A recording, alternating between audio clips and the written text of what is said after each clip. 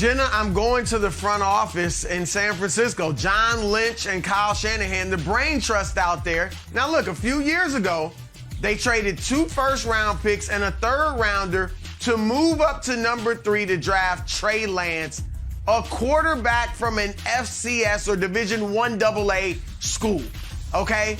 And now there are widespread views or feelings that Trey Lance might not be ready to play next season. And the 49ers, obviously, especially in the NFC that's getting weaker, are built to win now. And so they got to figure out what in the world is going on with Trey Lance. Did we make a mistake? So that puts them under pressure. And then they can't trade Jimmy G. Obviously not because of his ability to win games, but because of his shoulder injury. All right, so either if Jimmy G comes back, now you got a quarterback controversy. If you trade him and Trey Lance isn't ready to play well, now you got a quarterback issue.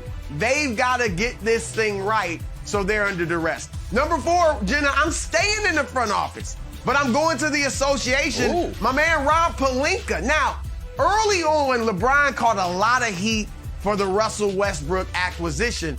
But the fact is now LeBron has played so well, and at the end of the day, even though LeBron wanted Westbrook, Rob Pelinka has the final decision.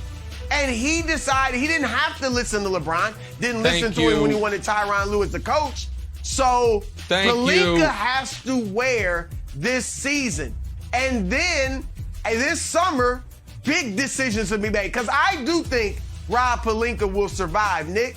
He's close with the Rambis family, or the Rambi, as you call them. And so I do think he'll survive. Frank Vogel will likely be gone. But now Pelinka has to rebuild this team to be able to compete for a championship this summer with a roster that's going to be tough to break up and move. Which leads us to number 3, Jenna. Another Laker, Anthony Davis. Reports now that the Lakers will at least consider moving Anthony Davis. Unbelievable.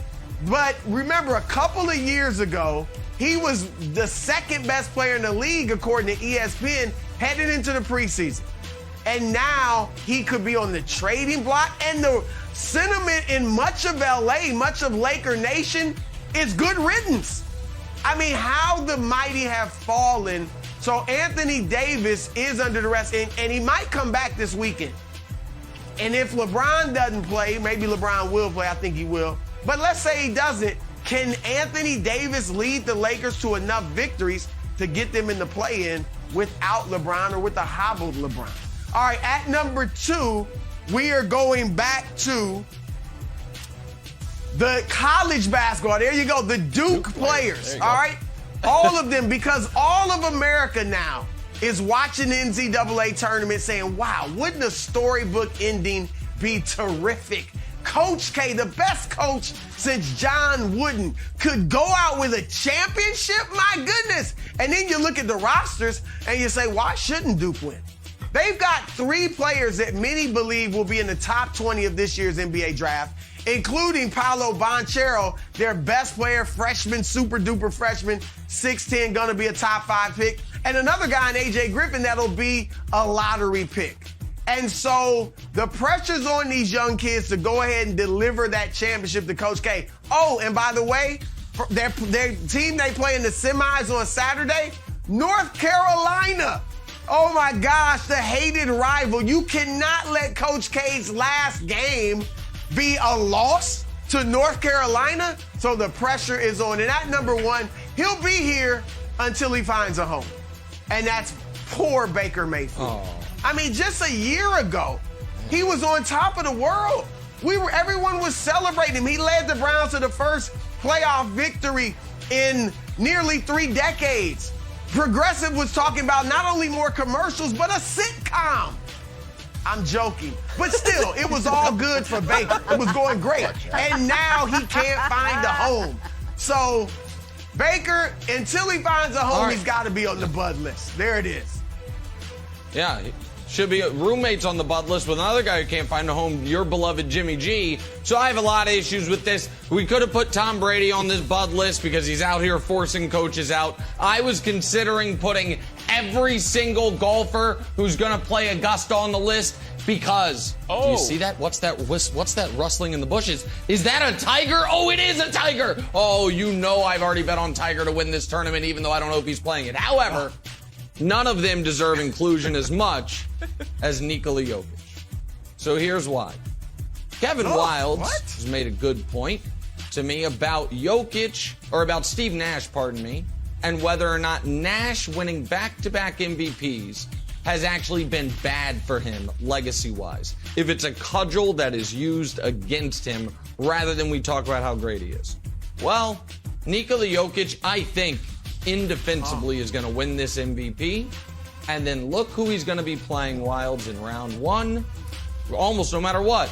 He's going to be playing a better player who he finished ahead of in the MVP voting. Whether he plays the Warriors and Steph or the Mavs and Luka. And last year, when he ran away with MVP, it was all good until Chris Paul came to town and swept his ass out of the playoffs, averaging 25 and 10. And I am telling you right now, if Jokic wins this MVP and loses in round one, not all, the majority of NBA Twitter is going to come to my side of it. And next year will be a very different experience for Nikola Jokic. He's going to have hanging around him, oh yeah, listen, we know what he can do in the regular season. We know he's a great stats guy. But can you in the postseason, can you beat one of the other MVPs? Like, is that possible? Can you do it? So, Jokic, he's going to have some nice hardware. Unfortunately, they're going to have to present it in a hallway or a ballroom somewhere because by the time they present the MVP, he's going to be home from the postseason. So, you listen, call Adam, tell him they better present this thing before game 6 of round 1, or else when's he going to get it? But so, Nikola Jokic is on the bud list. My bud list, Broussard's bud list. It's just, just glass half full. If they did give Joker the MVP while he's on that carriage horse, I think that actually would be cool and may sway me to like wanting that to happen. Okay, yeah. My answer, Broussard, is the king, LeBron James. LeBron right now in first place for the scoring title, but also has a bum ankle, and the scoring race is close. Embiid and Giannis literally tied. Trey's there, but maybe he could go on like a crazy explosion. Luka's probably out of it. So the Lakers have 7 games left. LeBron needs to play in 70% of the games, 58 games total. So he needs 3 more of these games, and he's already out for the Jazz game. So he needs to come back 100%, Broussard, because he's got to be throwing up 30 points. Can't have him come out, score 15, score 19, and have Giannis come grab the scoring title. So just for that reason, I'm putting LeBron and, you know, whatever large vacuum type thing he puts on his ankle under duress. Well, look, while I think the scoring title would be tremendous for LeBron, it'd be a great legacy, addition to his legacy to win it this late in his career. I don't think there's the pressure there. Because, look, if LeBron plays, he's playing 38 minutes. That's just all there is to it. Like, he will not go out there and play 30 minutes even. He's going 37, 38 minutes. So, but I don't think there's pressure for him to win the scoring title because nobody expected it. Nobody expected it. And yeah, historically, we won't remember it the same if he's second. He wants But for the time being, we'll still be like, my goodness, this dude was second in scoring at 37 years old. So I don't think he's under too much pressure. Nick, first I got to address the Steve Nash. Because it seems like both of you, Wildes and Nick, are on this, oh my gosh, Steve Nash legacy messed up because he won those 2 MVPs. No, I reject that. All right? Steve Nash, his legacy is undoubtedly enhanced by those 2 MVPs. If he doesn't have those 2 MVPs, there is no way he's being ranked as high as he is historically. Yeah, still a Hall of Famer, but Nick, you got him ahead of Gary Payton, right? On your all-time list. Oh, there's no way he's ahead of Gary Payton Brew if he doesn't have those 2 my list. MVPs. Wow, that was proprietary information. My God, Brew, what is nothing sacred? That comes out late April. My apologies. We're just spoiling the What's Right with Nick Wright podcast. Available, new episode today, by the way. My apologies for that. My God, Brew, but go ahead. That's all right. My God. But you said before that, so he's not, I don't think he's that high. He's not, when people rank their top 10 point guards, he's not that high if he doesn't have the 2 MVPs. So I think it's helped him. Jokic, 2 MVPs is 2 MVPs. But you are right, Nick. Next year, if they go out early in the playoffs, the pressure will be on him, just like it was on Dirk. Remember when Dirk won it and they went out to the 8th seed Golden State in the first round?